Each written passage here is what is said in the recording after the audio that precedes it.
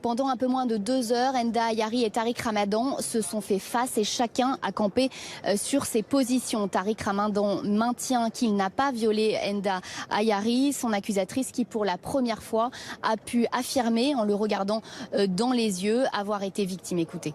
C'était difficile de revoir la personne qui m'a violée, mais j'ai réussi à répondre à toutes les questions des juges et je suis soulagée d'être venue à cette confrontation.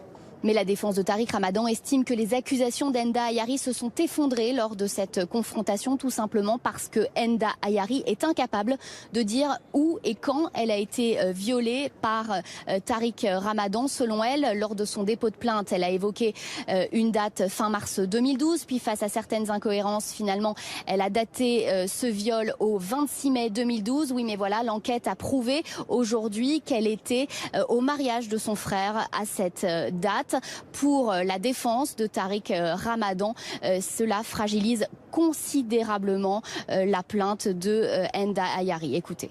Cette confrontation a surtout été l'occasion de confronter non pas Madame Ayari à Monsieur Ramadan, mais de la confronter à ses propres contradictions, à ses mensonges, à ses incohérences. Il n'y a plus pour moi de dossier Ayari puisque on est incapable de savoir quand et où le prétendu viol aurait eu lieu. Pour moi, il n'y a plus de dossier Ayari. Pour les avocats d'Enda Ayari, elle a été victime, donc traumatisée. Et voilà pourquoi elle a du mal à se souvenir avec précision des faits de viol qu'elle décrit. L'avocat de Tariq Ramadan réclame la libération néanmoins de son client le plus rapidement possible. Il va la demander dès aujourd'hui. Rappelons que Tariq Ramadan est détenu depuis janvier dans cette affaire.